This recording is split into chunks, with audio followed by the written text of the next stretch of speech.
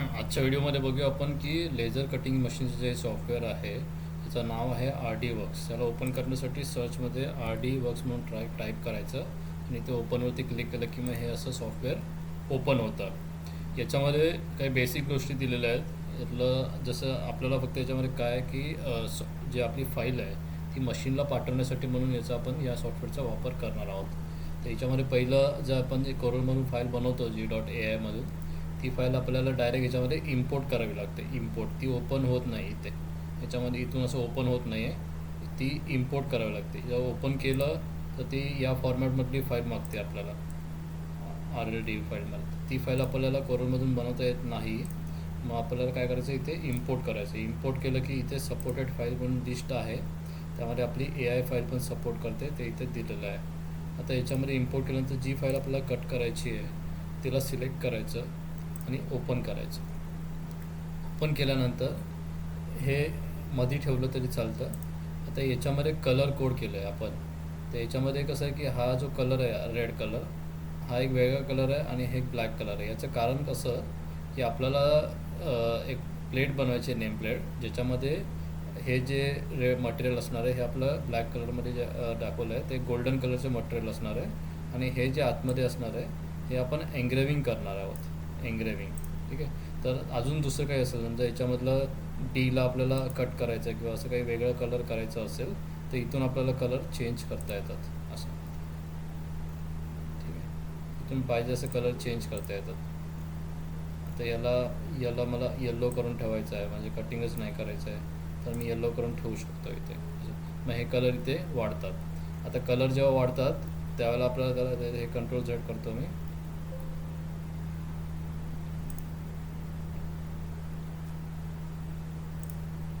Back गेलो. आता आपल्याला 2 कलर आहेत. आता कलर घेण्यामागचं उद्दिष्ट असं आहे की आपल्याला त्या कलरला वेगळ्या वेगळ्या प्रकारचं काम देता येतं. म्हणजे कुठला पहिला कलर करायचा काम, म्हणजे समजा आपल्याला एंग्रेविंग पहिलं करून घ्यायचं आहे तर आपल्याला रेड कलर इथे वरती ठेवला आहे. जर ब्लॅक आपल्याला पहिलं करायचं असलं तर त्याला असं पकडून त्याला इथे अप क्लिक करायचं, ठीक आहे. आता आपल्याला रेड वरती करायचं म्हणून मी याला रेडला वरती ठेवतो.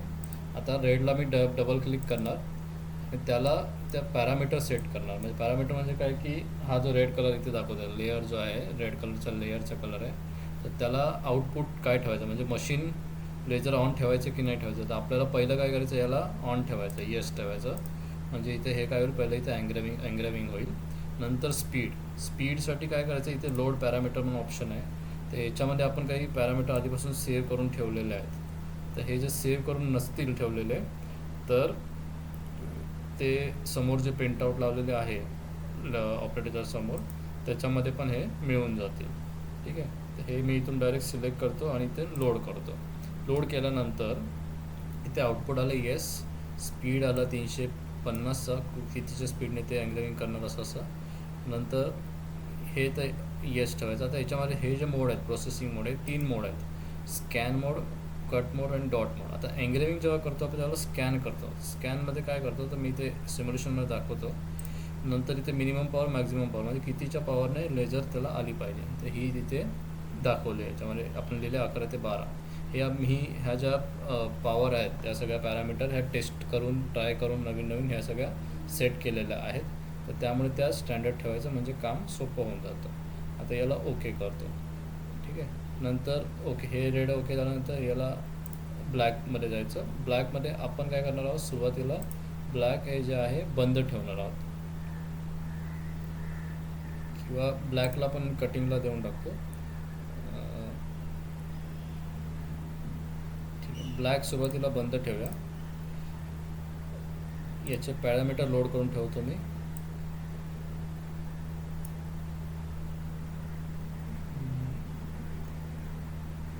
लेझर फॉइल 2 कट लोड आणि आउटपुट आता सध्या बंद करून ठेवतो. तर याच्यामध्ये काय होणार, आता हे सगळं झालं आणि ओके करून ठेवतो मी. आता याच्यामध्ये काय होणार हे बघायचं जर असेल आपल्याला, हे सेट केल्यानंतर, तर इथे हा जो टी व्हीचा एक प्रिव्ह्यूचा ऑप्शन आहे त्याला क्लिक करायचं. मग ते काय होतं, सिम्युलेट करून दाखवतं आपल्याला की कशा प्रकारे ते काम करणार आहे.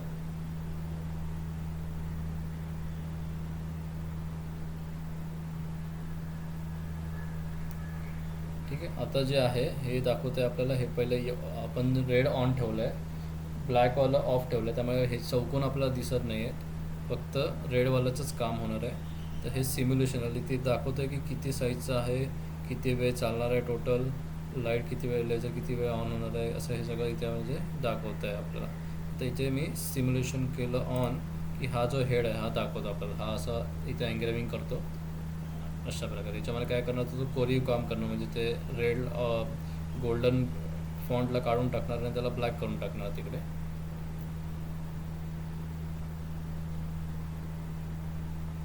ठीक आहे, हे असं करून झाल्यानंतर मी याला फास्ट करतो, हे पूर्ण करणार आणि हे एंडला जाऊन स्टॉप होणार. नंतर काय करायचं आपल्याला, शीटला हलवायचे नाही, हे आता मी स्टॉप करून टाकतो. स्टॉप. हे एकदा झालं एंग्रेविंग पूर्ण की शीटला हलवायचं नाही, शीटला जागेवरतीच ठेवायचं.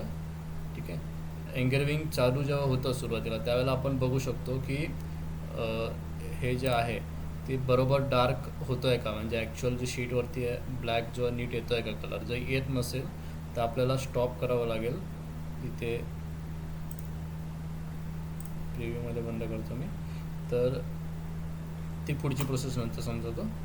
आता हे स्कॅन झाल्यानंतर आपल्याला काय करायचं, पुन्हा याला डबल क्लिक करायचं, स्कॅन झालेलं समजून घ्यायचं आणि नंतर मग याला नो करून ठेवायचं, म्हणजे रेडवाला लेअर बंद राहील आणि ब्लॅकवाल्याला येस करायचं.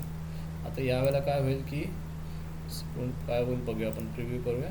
आता यामध्ये फक्त हे ब्लॅक आहे, तर हे चौकोन, आणि याच्यामध्ये मी राहिलं की सांगायचं की याच्यामध्ये मी कट हा मोड ठेवला आहे, म्हणजे हे आरपार कट होणार आहे, याच्यामध्ये असं स्कॅन नाही होणार आहे, एंग्रेविंग नाही होणार आहे. आणि दुसरा याच्यामध्ये तिसरा प्रकार असं डॉट, तो आपण एवढा वापरत नाही, पण हे दोन प्रकार खूप आपण वापरतो.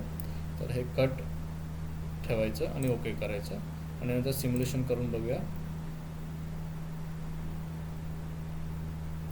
सिम्युलेशन ऑन करायचं, मग ते हा लेझर रेड आहे तो असा फास्टमध्ये मूव्ह होतो, आणि फास्टमध्ये नाही, हा या रेटने मूव्ह होणार आहे, इथे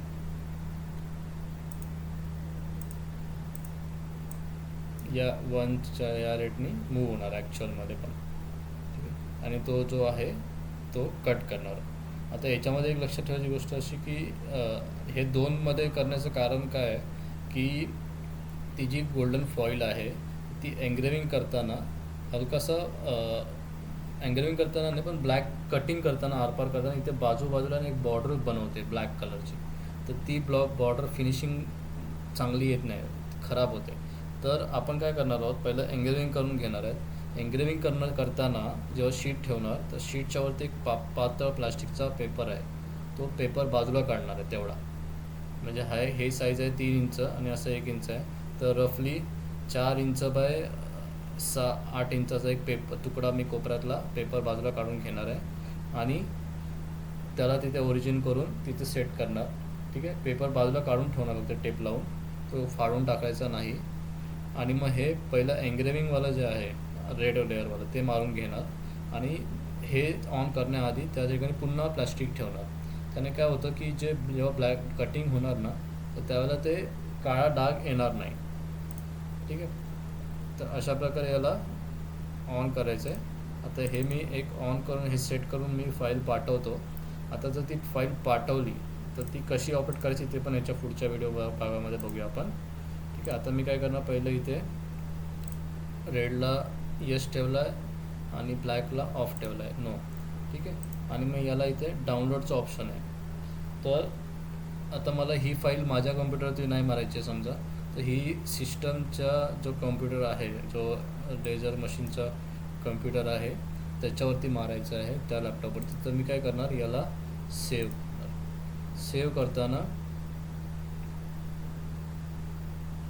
त्याला मी याच फोल्डरमध्ये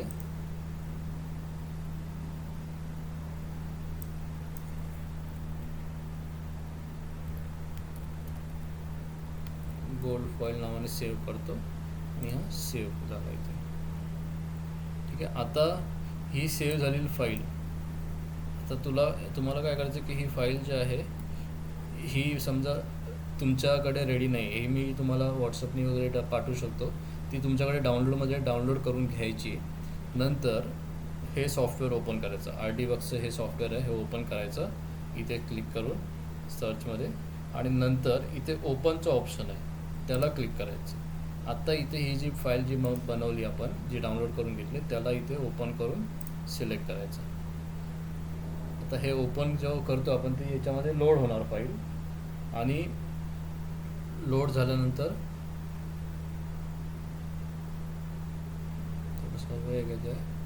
लोड झाल्यानंतर ते जे पॅरामीटर आपण सेट करून कोणी पाठवले असेल तर ते आपण सेम पॅरामीटरने पुन्हा एकदा ओपन करून बघूया.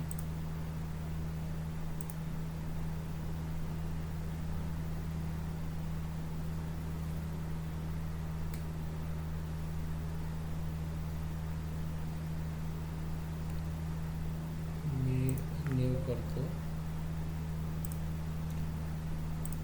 पुन्हा एकदा ओपन करूया.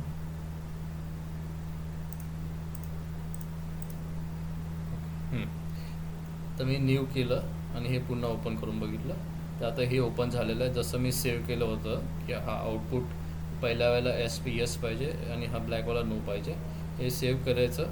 आता याच्यामध्ये काही जास्त करायची गरज नाही, फक्त हे इम्पोर्ट करायचं आणि इथे डाउनलोड ऑप्शन आहे. डाउनलोड ऑप्शनवरती क्लिक करण्याआधी चेक करायचं की आपल्याला जो लॅपटॉपला मशीनचा जो USB केबल आहे तो कनेक्ट आहे का. तो कनेक्ट असेल तर याला डाउनलोड करायचं. मग इथे त्याचं नाव विचारायचं. आता हे डाउनलोड याला USB कनेक्टेड नाही आहे मशीनचा, त्यामुळे इथे कम्युनिकेशन एरर देतो आहे.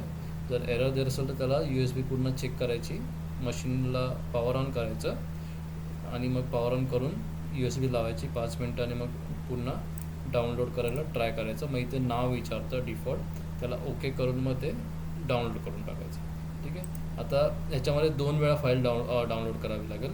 पहिल्यांदा जेव्हा डाउनलोड करणार त्यावेळेला याच्यामध्ये रेडचा लेयर आहे तो येस, आउटपुट येस असणार आहे आणि ब्लॅकचा नो असणार आहे. दुसऱ्यांदा जेव्हा करायचं आहे तेव्हा पुन्हा इथे रेड क्लिकला करायचं सेम फाईललाच आणि इथे नो करायचं, रेडला, ब्लॅकला येस करायचं आणि ओके करायचं आणि इथे डाउनलोड करायचं. ठीक आहे. डाउनलोड झाल्यानंतर मशीनजवळ जायचं आणि त्या सेकंडला जेव्हा मारणार तेव्हा त्या फिल्मवरती प्लास्टिक पेपर टाकायचा पातळ आणि मग कटिंगला सेम ओरिजिन ठेवायचं. यावेळेला ओरिजिन चेंज नाही करायचा, डायरेक्ट फाईल रन करायची. ठीक आहे. स्टार्ट करून डायरेक्ट फाईल रन करायची म्हणजे ते काय होणार, बरोबर कटिंग होणार त्या ठिकाणी. ठीक आहे. अशा प्रकारे आपण बनवू शकतो. दुसरं पण मी फाईल करून पाठवतो. इथे न्यू करूया. तर याच्यामध्ये ब्लॅक कलरमध्ये हे त्रिकोणी आपल्याला पोर्शन आहेत ते आपल्याला कटिंग करून पाहिजेत. तर ब्लॅक आता ठेवलं आहे सगळ्याला आणि हे येस करू शकतो मी. येस ठेवलं आहे म्हणजे हे आरपार कट होईल आणि कटिंगचा मोड पण फक्त मला पॅरामीटर वेगळे लोड करावे लागतील. मला एक्रेलिक 2 mm साठी पाहिजे कटिंग. 2 mm चे पॅरामीटर मी लोड करणार आणि हे येस ठेवून ओके करणार आणि ही पण फाईल मी सेव्ह करून पाठवतो आहे.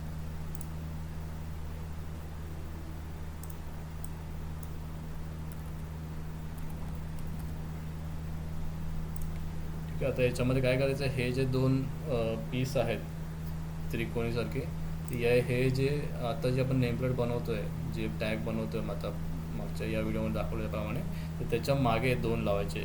या साईडला हे जे आहे हा भाग त्या प्लेटच्या मागच्या साईडला चिटकवायचा आहे, हा भाग. तसं दुसऱ्या साईडला हा भाग. ते एका प्लेटला 2 असे त्रिकोण चिटकवायचे आहेत. ठीक आहे. जेणेकरून ती अशी क्रॉसमध्ये उभी राहिली पाहिजे टेबलवरती.